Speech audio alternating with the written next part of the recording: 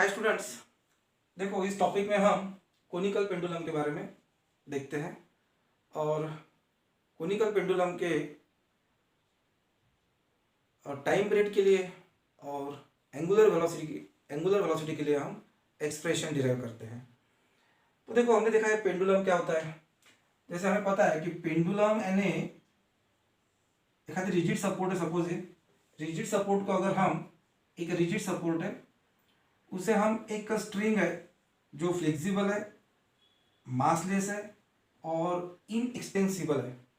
अब मासलेस तो स्ट्रिंग रहेगा नहीं, लेकिन हम कंडीशन कर लेते हैं वैसे कि चलो कंसिडर कर लेते हैं कि मासलेस स्ट्रिंग है और उसको अगर हम एक ऑब्जेक्ट उसे हम बॉब कहेंगे।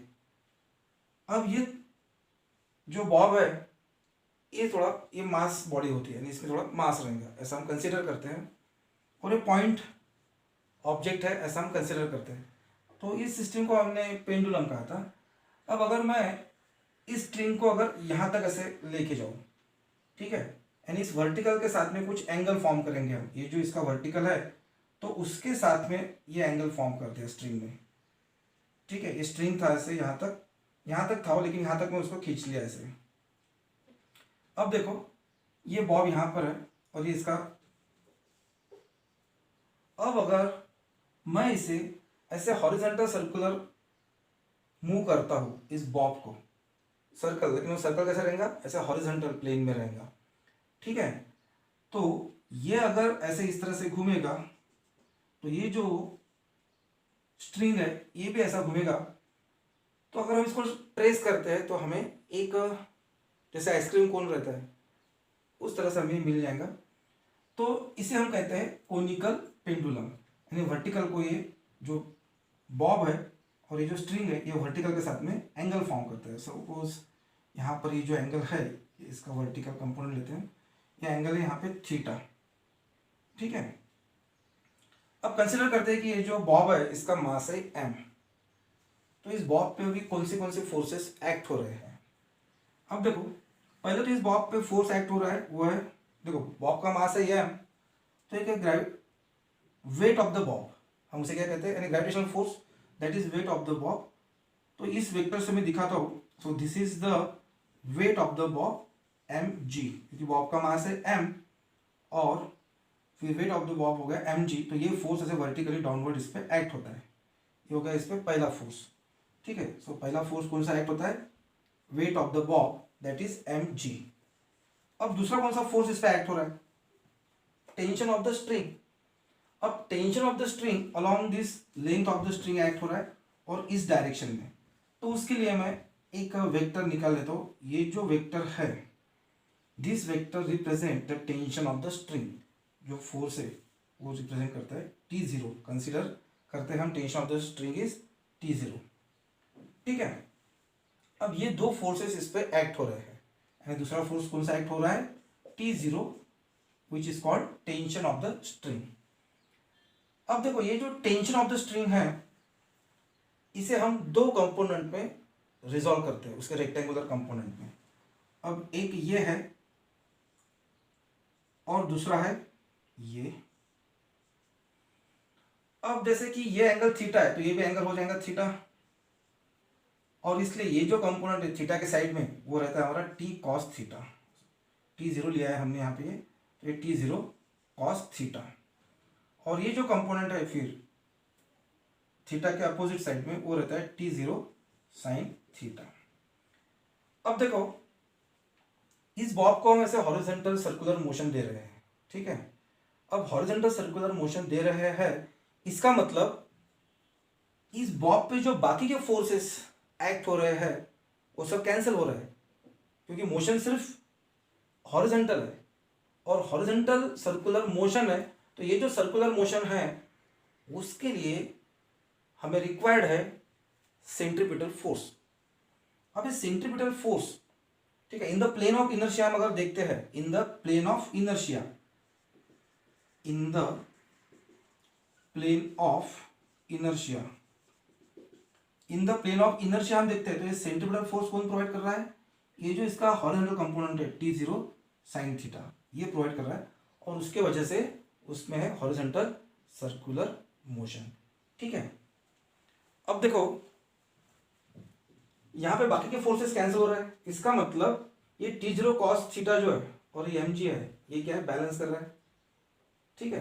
देयरफॉर हम लिख सकते हैं यहाँ पे कि mg is equal to T0 cos theta.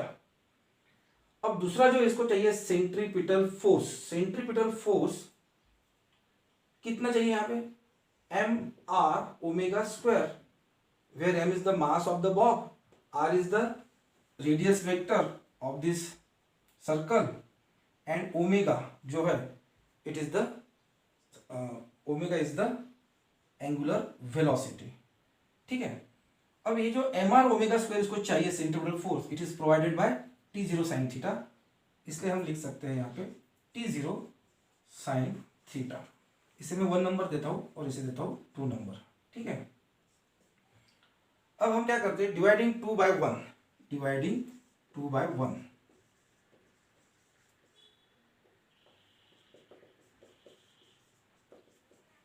Yes. तो M R omega square upon M G is equal to T sine theta upon T0 sine theta, T0 cos theta. M cancel हो गया, यहाँ पे T0 कैंसिल हो गया। फिर अब क्या मिल रहा है हमें, R omega square upon G it is equal to sine theta upon cos theta, ठीक है।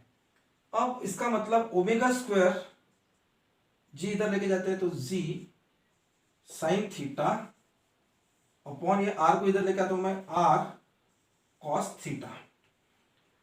अब देखो ये जो आर है ये है आर, ठीक है। अब ये जो है let the length of the string is L, तो मैं इसे स्मॉल एल कंसीडर करता हूं, स्मॉल एल कंसीडर करता हूं। तो फिर ये जो यल है ये हम दो इसमें रिजॉल्व करेंगे, तो ये जो थीटा के साइड का है तो ये क्या आएगा, यल कॉस थीटा, और ये जो है इसके अपोजिट में तो ये आएगा इसका यल साइन थीटा, ठीक है, यल साइन थीटा।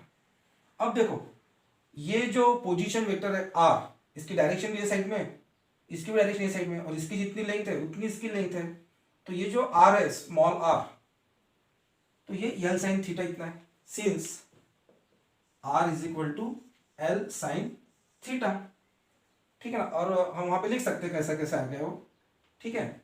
अब देखो R is equal to L sine theta, तो इसे हम 3 नंबर कंसिडर करते हैं। So putting the value of R in 3, putting value of R in 3, हमें क्या मिलता है, omega square G sine theta upon, अब आर के जगह पे हम रखते हैं L sine theta cos theta, sine theta cancel हो जाएगा, ठीक है, साइन थीटा कैंसिल हो जाएगा।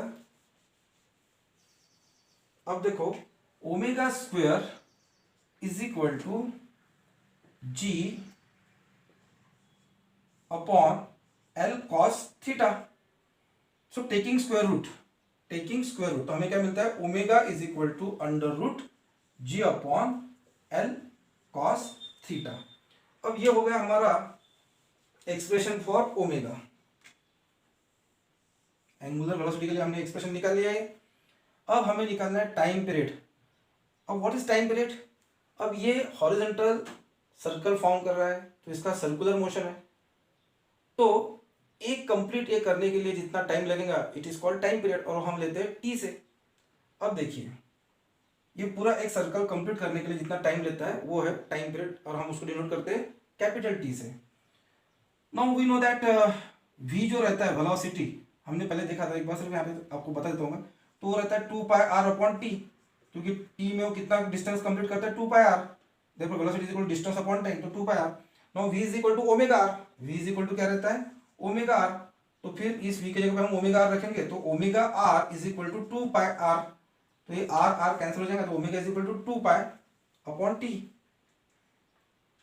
सॉरी एक मिनट, यहाँ पे देखो v is equal to omega R, तो मैं क्या करता हूँ ये v की जगह पे ओमेगा आर रखता हूँ, तो क्या आता है 2 पाई आर अपॉन टी।